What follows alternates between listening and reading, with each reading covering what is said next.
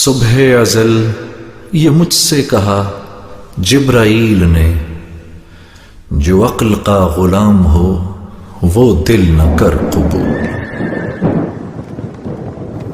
Programme پیش خدمت ہے تاریخ اور حریت اسلام، تحریر تحقیق آواز ابن آدم، پروڈیوسر ندا نئی، پیشکش Riphah institute of media sciences. تاریخ حریت اسلام دوسرا پروگرام، حاتم طائی کی بیٹی کی درگاہ نبوت میں بے باکانہ گفتگو۔ سن 9 ہجری میں بنی طے سے غفیف کا مقابلہ ہوا۔ دشمن شام کی طرف بھاگ گیا۔ اس کے اعزاء اور اقربا کو مسلمانوں نے گرفتار کر لیا اور مال و اسباب ضبط کر کے مدینہ لائے۔ قیدیوں میں بنی طے کے سردار حاتم طائی کی بیٹی بھی تھی۔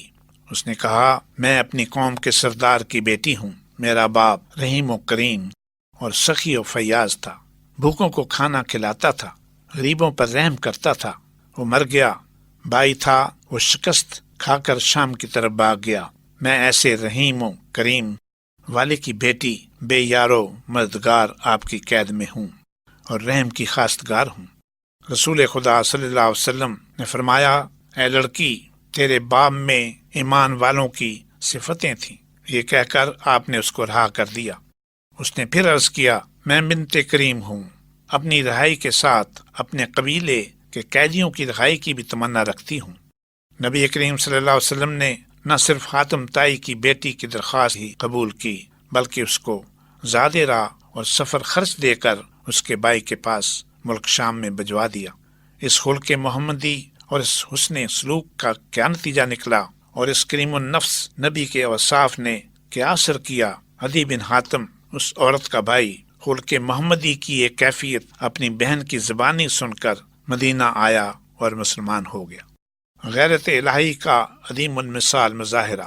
حضرت صلی اللہ علیہ وسلم کے زمانے میں حضرت علی ایک جنگ میں شامل تھے۔ ایک کافر مد مقابل تھا۔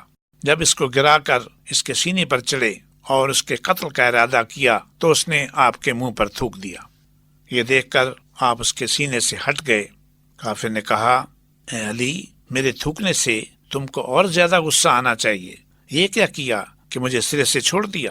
آپ نے فرمایا، پہلی دشمنی تم سے خدا کے لیے تھی، اب تو نے مجھ پر تھوکا ہے۔ اس سے میرے نفس کو جوش اور غصہ تو ضرور آ گیا، مگر اس حالت میں اگر تمہیں قتل کر دوں تو یہ میرے نفس کی غیرت کا اظہار ہوگا، اس کو غیرت الہی سے کوئی تعلق نہ ہوگا۔ کافر پر اس اثار نفسی کا ایسا اثر ہوا کہ وہ اسی وقت مسلمان ہو گیا۔ حضرت عبداللہ ابن عباس کے مشورے، جن سے لاکھوں جانیں بچ جاتی۔ حضرت علی جب خلیفہ ہوئے تو آپ نے امیر معاویہ کو امارت سے معزول کرنے کا ارادہ ظاہر کیا۔ مغیرہ بن شعبہ، حضرت عبداللہ بن عباس، اور بعض روایتوں میں ہے کہ حضرت امام حسن نے بھی منع کیا اور نشیب و فراز سمجھائے۔ اس سلسلے میں ابن عباس سے طویل مکالمہ ہوا۔ ابن عباس، آپ شجاع اور دلیر ضرور ہیں، مگر صاحب الرائے نہیں، جلدی اچھی نہیں۔ ایسی تجویز پر غور کیجیے کہ آپ کا کچھ نقصان نہ ہو اور کام بھی خاطر خواہ ہو جائے، یعنی سانپ بھی مر جائے اور لاٹھی بھی نہ ٹوٹے۔ جو چالیں معاویہ سوچتا ہے وہی کچھ آپ کو بھی کرنا چاہیے۔ حضرت علی نے کہا، کیا کروں، نہ مجھ میں عبداللہ کی سی عادتیں ہیں اور نہ معاویہ کی سی خصلتیں۔ ابن عباس نے کہا، بہتر یہی ہے کہ آپ امیر معاویہ کو معزول نہ فرمائیں جب تک کہ آپ کی خلافت مستقل نہ ہو جائے۔ حضرت علی نے فرمایا، آپ کی طرف سے نیک صلاح ہے، مگر میں اس پر عمل نہیں کر سکتا۔ ابن عباس نے کہا، محض شجاعت سے کام چلنا دشوار ہے، میری رائے پر عمل فرمائیے۔ اگر آپ کچھ اور نہیں مانتے تو اتنا کیجیے کہ کسی کو اپنے پاس نہ آنے دیں، عرب خود سرگرداں ہو کر آپ کے پاس آئیں گے۔ اگر آپ نے کچھ اور ارادہ کیا تو یاد رکھیے کہ لوگ آپ پر خون عثمان کا الزام لگا دیں گے۔ حضرت علی فرمانے لگے، میں جو کہوں اس پر عمل کریں۔ ابن عباس نے کہا، بہت بہتر، آپ کی اطاعت میرا فرض ہے۔ حضرت علی کہنے لگے، سامان سفر درست کرو، میں نے آپ کو شام کا گورنر مقرر کر دیا ہے۔ ابن عباس، میں حکم عدولی نہیں کرتا، لیکن معاویہ حضرت عثمان کا بھائی ہے اور ان کی طرف سے عامل ہے، اور آپ نسبتاً میرے چچیرے بھائی ہیں۔ وہ بعوض خون عثمان مجھے قتل کر ڈالے گا یا قید کر ڈالے گا۔ بہتر یہی ہے کہ اول معاویہ سے بیعت لی جائے۔ جب حضرت علی نے اس پر بھی عمل نہ کیا تو حضرت ابن عباس خاموش ہو گئے۔ حضرت علی خلیفہ وقت تھے۔ حضرت ابن عباس کیسی حقیقی آزادی دلی خلوص سے باتیں کرتے ہیں۔ ہر لفظ سے شان حریت اور اطاعت کی جھلک نظر آتی ہے۔ شمس و تواریخ حصہ چہارم۔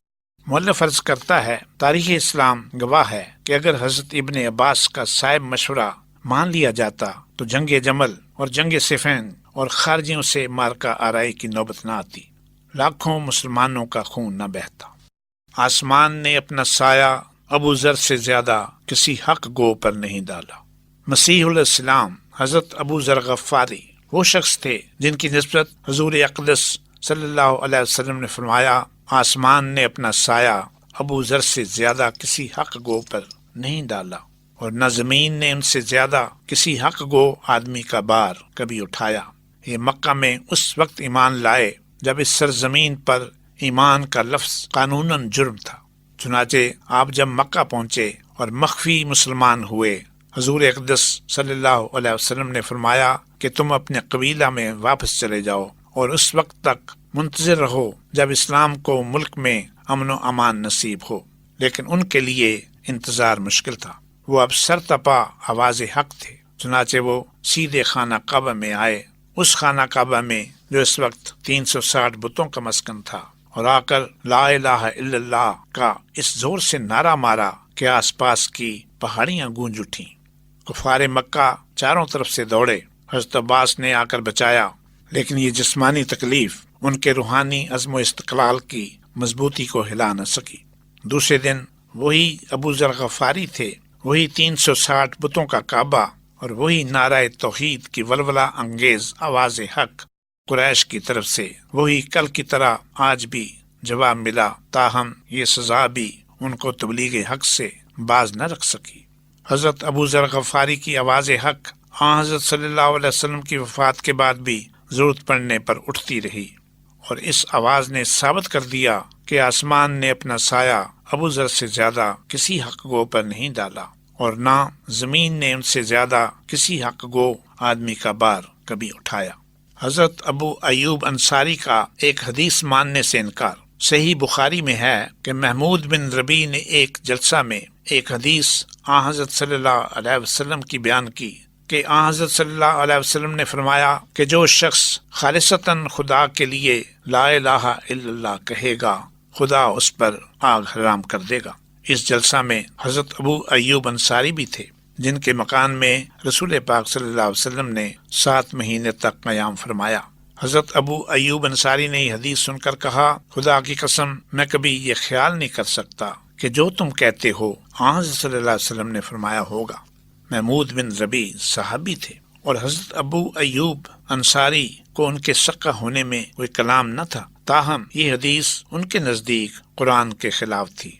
حضرت ابو ایوب انصاری حضرت محمود ربیع کو غلط گو نہ سمجھتے تھے، البتہ یہ سمجھتے تھے کہ انہوں نے روایت کا مفہوم سمجھنے میں غلطی کی ہوگی، اور اس لیے سر جلسہ جرأت کے ساتھ اپنے شبے کا اظہار فرما دیا۔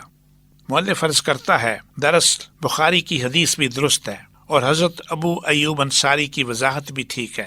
اگر کوئی شخص ورد کی طرح لا الہ الا اللہ کرتا رہے اور اس پر عمل نہ کرے تو محض اس کا ورد کرنا اور طوطے کی طرح لا الہ الا اللہ رٹنا کوئی معنی نہیں رکھتا۔ توحید رشد و ہدایت کے سلسلہ میں سب سے مشکل مضمون ہے، اور شرک کو پہچاننا ایک انتہائی پیچیدہ امر ہے۔ توحید پر ایمان لانے والے عام طور پر اس کو توحید سمجھتے ہیں کہ ہم ایک خدا پر اعتقاد رکھتے ہیں، بت نہیں پوجتے، اللہ اللہ خیر صلاح۔